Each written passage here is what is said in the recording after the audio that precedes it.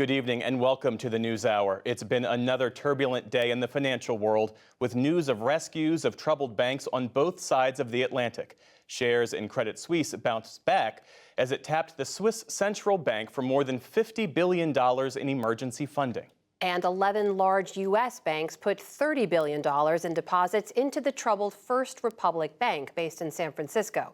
At a Senate hearing, Treasury Secretary Janet Yellen dismissed fears that the collapse of two other financial institutions might spread. I do believe the banking system in the United States is sound and resilient, and we wanted to make sure that the problems at Silicon Valley Bank and Signature Bank didn't undermine confidence in the soundness of banks around the country. Despite strains in the banking system, the European Central Bank went ahead today with raising interest rates by another 0.5 percentage point to curb inflation. All told, the day's news gave Wall Street a boost.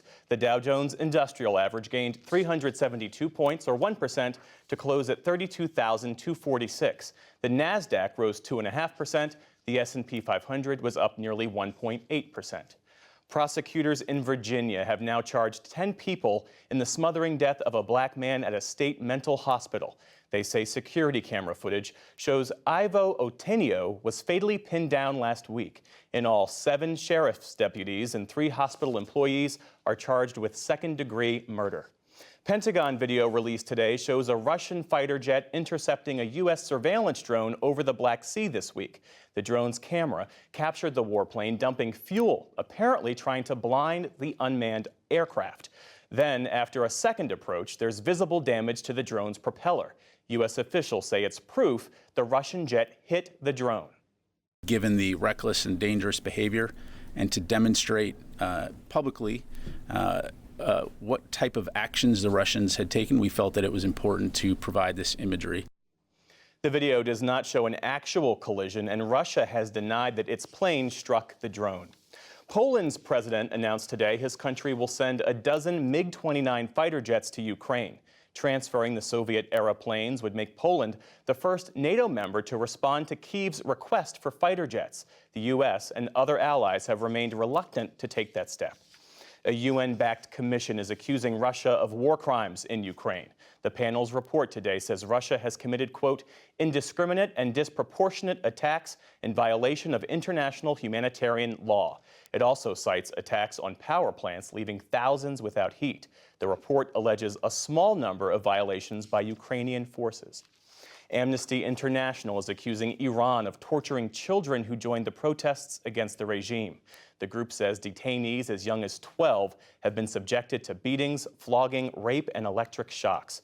Mass protests erupted 6 months ago after a young woman died in police custody. In France, the battle over raising the national retirement age to 64 came to a head today. The government invoked seldom-used powers to impose the change without parliamentary approval, and despite mass protests and strikes. Special correspondent Ross Cullen reports from Paris. Boos and shouts echoed throughout the National Assembly as French Prime Minister Elisabeth Borne pushed the pension bill through without a vote. Left-wing lawmakers raised signs and their voices opposing the legislation as they sang the national anthem. Ladies and gentlemen, members of parliament, we cannot bet on the future of our pensions. This reform is necessary. Anger has been escalating over the plan to raise France's retirement age from 62 to 64. Nationwide strikes and protests have flared since January. Even if the reform goes through, the inequality gaps, especially for women, will be present. So we must indeed be on the street and always ready to fight this reform. President Emmanuel Macron hopes raising the retirement age will help France's pension system avert a deficit by the end of the next decade as its population ages. But the pension overhaul lacked the parliamentary support it needed to pass. The protest movement has seen millions of people join marches against pension reform since the start of the year. The fact the government has used this controversial but constitutional way to bypass Parliament is only likely to fuel the fire of the demonstrators and the striking workers to continue their social action. Garbage workers are among those still on strike. Trash is overflowing in the shadow of the Eiffel Tower and all across Paris, repulsing locals and tourists alike. Dean James manages a restaurant in the capital city. It's complicated because you have rats out in the morning. You also can't have people sit outside. Today's move will also surely trigger a no-confidence vote in Macron's government, but that's likely to fail since most conservative lawmakers would oppose it. For the PBS NewsHour, I'm Ross Cullen in Paris. French trade unions vowed to intensify the strikes that have crippled energy shipments and disrupted transit services. And healthcare workers in England today reached a pay raise agreement to end the worst strikes there since the 1980s. Nurses, ambulance crews, and others would get a lump sum payment this year and a 5% raise next year.